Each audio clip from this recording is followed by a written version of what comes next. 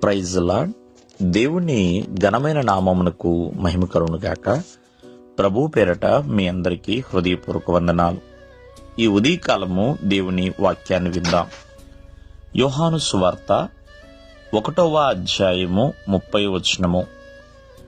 నా వెనక ఒక మనుష్యుడు వచ్చుచున్నాడు, ఆయన నాకంటే ప్రముఖుడు. ఇక్కడ యోహాను మాట్లాడుతున్నాడండి. ప్రేమైన వల్లరా, బాప్తిస్మిచ్చు యోహాను మాట్లాడుతున్నాడు. ఏమని ఆయన మాట్లాడుతున్నాడంటే, పైన వచనములో యేసుక్రీస్తు వారు తన యొద్దకు రాగా, ఇదిగో లోక పాపములను మోసుకుపోవచ్చున్న దేవుని గొర్రెపిల్ల అని సంబోధిస్తా, నా వెనక ఒక మనుషుడు వచ్చుచున్నాడు, ఆయన నాకంటే ప్రముఖుడు. చాలా ప్రాధాన్యమైన వ్యక్తి, విశిష్టమైన వ్యక్తి అనే దాని యొక్క అర్థమండి. ముఖ్యుడు కాదు, ప్రముఖుడు. అంటే నాకంటే ముందు వాడు. నేను ఎవరి గురించి చెప్పానో ఆయనే ఈయన అని అక్కడున్న ప్రజలందరికీ కూడా పరిచయం చేస్తున్నాడండి. ప్రియమైన వల్లరా, ఒక్కసారి ఆలోచించేయండి. బాప్తిస్మిచ్చు యోహానే చాలా విశిష్టమైన వ్యక్తి. యోహాను వంటి గొప్పవాడు ఎవరూ లేరని యేసుక్రీస్తు వారే సెలవిస్తారు స్త్రీలు కనిన వారిలో.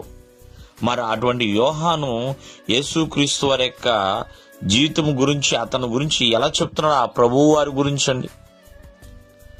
ఆయన ఎంతో ప్రముఖుడు, ఎంతో ప్రముఖుడు అని సెలవిస్తున్నాడు. ప్రియమైన వర్లరా, నిజమే. ఏంటి ఆయనకున్న విశిష్టత అని ఆలోచన చేస్తే, దేవుని కుమారుడయుండి మనుష్యధారిగా, శరీరధారిగా ఈ లోకానికి ఆయన వచ్చాడండి. మనిషిగానే 33.5 సంవత్సరాలు ఆయన బ్రతికి ఉన్నాడు. ఏ పాపము లేని పరిశుద్ధుడిగా బ్రతికాడు. అంతేకాదు, సమస్త మానవాళి కొరకు తనను తాను అర్పణగాను బలిగాను అప్పగించుకున్నాడు. ప్రియమైన వల్లరా, చెప్పినట్లే 3వ దినమున ఆయన లేపబడ్డాడు. ప్రియమైన వల్లరా, తదుపరి తన తండ్రి దగ్గరికి ఆరోహణమై ఉన్నాడు.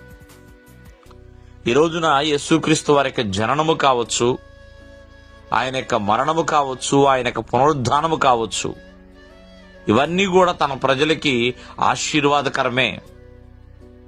అందుకనే ఆయన ప్రముఖుడు, చాలా విశిష్టమైన వ్యక్తి. అవునా? బాప్తిస్మిచ్చు యోహానైనా కావచ్చు, ఏలియా ప్రవక్త అయినా కావచ్చు, ఇంకా మోషే అయినా కావచ్చు, ఇంకెవరైనా కావచ్చు.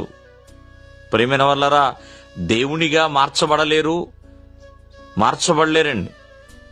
ఆయన దేవాది దేవుడు, రాజులకి రాజుగా ఉన్నాడు, ప్రభువులకి ప్రభువుగా ఉన్నాడు. కావున ఆయన ఎదుట తగ్గించుకోవాల్సిన వారమే. దేవుడు మిమ్మల్ని ఆశీర్వదించును గాక. ఆమేన్.